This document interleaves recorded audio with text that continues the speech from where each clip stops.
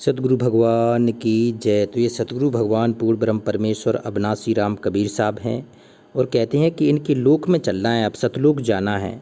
तो सतलोक कैसे जा पाएंगे? जब सतगुरु के जैसे हो जाएंगे, सतगुरु जैसा स्वभाव हो जाएगा हमारा, कह रहे आधीनी आ जाएगी, दासातन आ जाएगी, सुमरन मनन में चिंतन हमारा मन लगने लगेगा, तब ये सतगुरु कहते हैं 16 श्रृंगार आ जाएंगे हमारे अंदर, काम क्रोध लोभ मोह अहंकार खत्म हो जाएगा, तब ये परमात्मा प्रसन्न होकर अपने साथ ले जाएगा।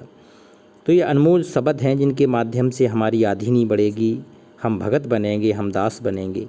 तो आज का ये शब्द बहुत ही अनमोल है, सतगुरु का शब्द है और ये अनमोल शब्द हैं जिनके सहारे हमें पार होना है। कहते हैं सब बातन में चतुर है। आहा, कितने अनमोल शब्द हैं ये, कबीर साहब के अनमोल शब्द हैं। कबीर साहब लिख के गए थे, ये प्रकट भगवान थे और ये कहती हैं ये भगवान सा शरीर रख के किसी भी संत के रूप में आ जाता है धरती पे। आज ये परमात्मा शब्द रूप में प्रकट है। कहती हैं सब बातन में चतुर है, सुमरन में काचा और सत्य नाम को छोड़ के माया संग राचा। कबीर साहब बता रहे कि सब बातन में तो तू चतुर है, तेरी सर्वगुण संपन्न है, तू सेवा अच्छा करता है, सब कुछ बातें अच्छी करता है, सब कुछ कर रहा है, लेकिन सुमरन नहीं कर रहा है। सुमरन में तू कच्चा है तो तू अच्छा भगत नहीं है, तू अच्छा साधक नहीं है, अच्छा शिष्य भी नहीं है। कहती हैं तू कच्चा है। कहती सुमरन में काचा और सत्य नाम को छोड़ के, ये सत्य नाम होता है 2 अक्षर का भेद, श्वास उश्वास में नाम जपना होता है। ये कबीर साहब ने अच्छे अच्छे जो भगत थे उनको दिया था, धर्मदास को दिया था और भी नानक साहब को भी कहते थे, सचखंड लेके गए थे कबीर साहब, तो उन्हें भी दिया था 2 अक्षर का भेद।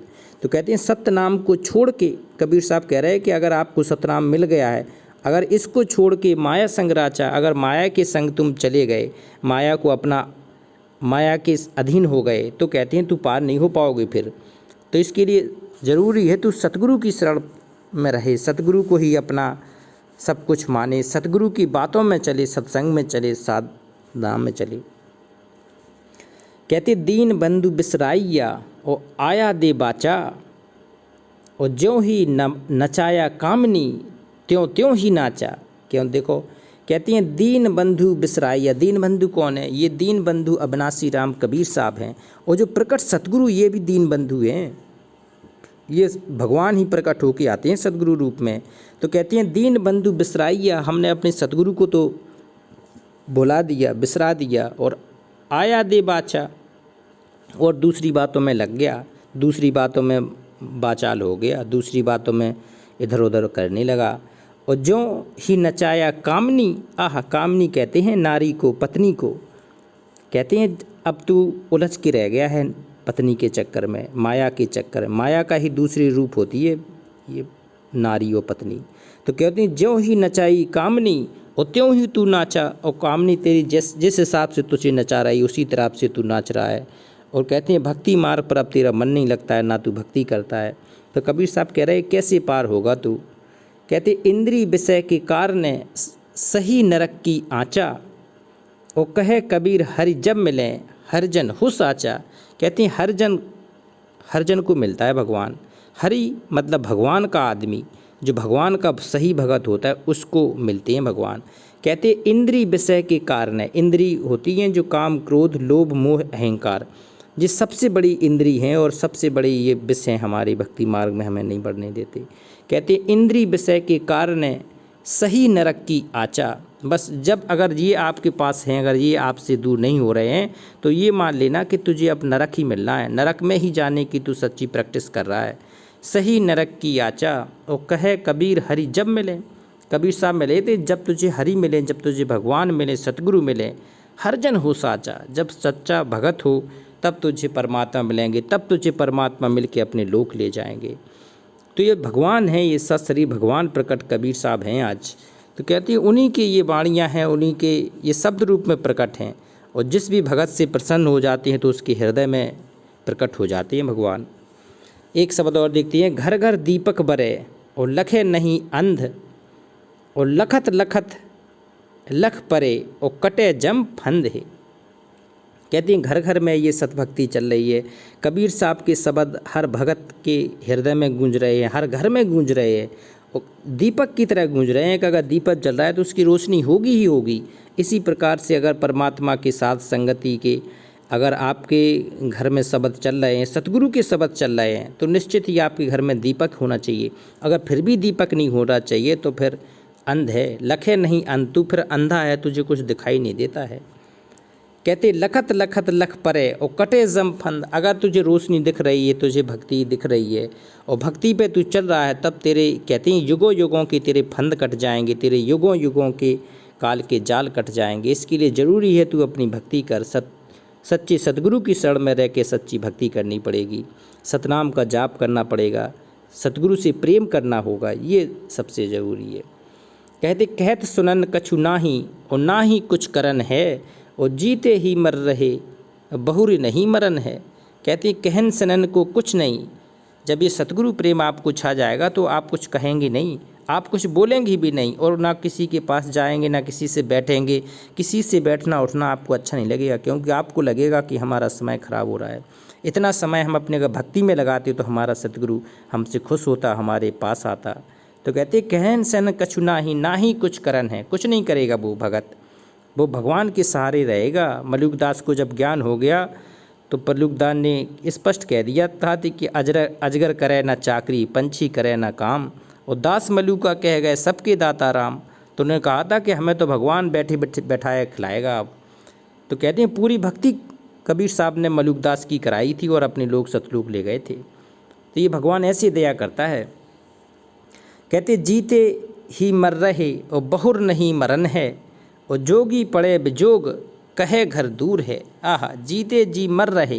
कहते हैं जो मरना होता है इसमें, जन्मों जन्म से तो हम जिंदा जी रहे हैं, लेकिन एक बार मर के जीना पड़ता है। जीते जी मर रहे बहुरी नहीं मरन है। फिर अगर एक बार सच्चे जीवन में अगर पहले ही मर जाएं तो फिर दोबारा फिर इसी जीवन में जन्म मरण के चक्कर से मुक्त हो जाओगे, फिर आगे कभी मरना नहीं होगा। कबीर साहब कह रहे हैं जोगी पड़े बिजोग और कहे घर दूर है, फिर वो घर दूर आपको पास हो जाएगा। इसके लिए सच्चा योगी चाहिए, सच्ची वियोग साधना चाहिए। योग और वियोग ये दोनों साधना चाहिए आपको, तब वो सतलोक जा पाएंगे हम। कहें पास ही बसत हजूर और तू चढ़त खजूर है, और ब्राह्मण दीक्षा देत सो घर घर खाली है। कहते हैं जो तुम ब्राह्मण समझ रहे हो, ब्राह्मण वो नहीं है। ब्राह्मण जो ज्ञान दे रहे हैं वो सच्चा सतनाम नहीं है, सच्चा ज्ञान नहीं है, और सच्ची भक्ति भी नहीं है, ना उनके पास कोई मंत्र है। सो घर घर खाली है। अगर जैसे ऐसे ब्राह्मणों से जो दीक्षा लेके मंत्र जाप करते हैं तो उनका घर खाली है, उन्हें वो मार्ग नहीं मिलने के कारण उसका हृदय भी खाली ही रहेगा। कहते मूर सजीवन पास सो पाहन पाली है, और ऐसन दास कबीर सलोना आप है, और नहीं जोग नहीं जाप पुण्य नहीं पाप है। कहते हैं जब ऐसी कोई साधक को ऐसा गुरु मिल जाता है जो ज्ञानी नहीं होता है, जिसके पास ज्ञान नहीं होता है, 2 अक्षर का भेद नहीं होता है, सार शब्द नहीं होता है, सतनाम का 2 अक्षर का जाप नहीं होता है, मूल कमल से लेके सहस्तार कमल तक की यात्रा नहीं होती है, मूलाधार से लेके सारे कुंडली जागरण की ओर जिसके पास साधना नहीं होती है, तो ऐसे इसके अलावा अगर कोई गुरु को करता है तो वो अपना जीवन ही नष्ट कर रहा है। और कहते हैं नहीं जोग नहीं जाप, फिर उसका ना जोग काम करेगा ना जाप, और नहीं पुण्य नहीं पाप है, ना वो पुण्य में आपका लिखा जाएगा ना पाप में, वो व्यर्थ समय चला जाएगा। कहते पढ़ो मन ओ नामासी ढंग, आहा पढ़ो मन ओ नामासी ढंग, ओंकार सबे कोई सिरजे शब्द स्वरूपी अंग। कहती ओंकार ये काल ब्रह्म है, और ओंकार से ही सभी लोग सिरजे हैं इस 21 ब्रह्मांड में। 21 ब्रह्मांड छाए रहो है समझे बिरला सूरा, और मूर्ख गंवार कहाँ समझेंगे, उस कबीर साहब के घर हैं दूरा, सत्यपुरुष के घर हैं दूरा। तो ये ओंकार सब कोई सिरजे शब्द स्वरूपी अंग, और निरंकार निर्गुण अविनाशी ओ करवाही को संग। देखो कबीर साहब कह रहे हैं कि तुझे ओंकार नहीं, तुझे निरंकार निर्गुण अविनाशी, वो अविनाशी सत्यपुरुष हक्का कबीर की शरण का आपको करनी पड़ेगी, वो है शब्द स्वरूपी राम। और करवाही को संग, उसी का संग करना पड़ेगा। नाम निरंजन नैनन मध्य और नाना रूप धरंत, और निरंकार निर्गुण अविनाशी निरखे एके रंग। देखो माया मोह मगन होई नाचे उपजे अंग तरंग, और माटी के तन थिर ना रहत है, मोह ममत के संग। कहती माटी का ये तन फिर स्थिर नहीं रहेगा, इसको तो जाना ही जाना है। अगर भक्ति कर लो तो ये सतलोक चला जाएगा, नहीं तो ये काल के जाल में फंस के नरक में जाएगा, 184 योनियाँ भोगेगा। ये पूरा कबीर साहब ने कह दिया कि तुम में जो कुछ करना है सो करो। अगर तुम कहोगे कि सील संतोष हृदय बिच दाया, आह शब्द स्वरूपी अंग और साध के वचन सत्य कर मानो और सृजनहारो संग। कहती हैं अगर किसी भगत में सील है, संतोष है, उसके हृदय में दया है, तो कहते हैं उसको जो शब्द स्वरूपी परमात्मा मिला गया वो उसको साथ में ले जाएगा। साथ में शब्द स्वरूपी अंग और साध के वचन सत्य कर मानो। कहते हैं ऐसे साध के वचन बिल्कुल पक्का सत्य कर मानना।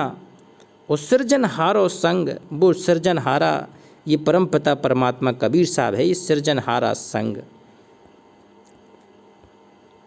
और ध्यान धीरज ज्ञान निर्मल नाम तत्व गहंत। गहंत मतलब उसको हृदय में आपको धारना पड़ेगा, आपको ध्यान धीरज रखना पड़ेगा। और सतगुरु का जो ज्ञान है निर्मल, उसको भी अपने हृदय में संजोए रखना पड़ेगा।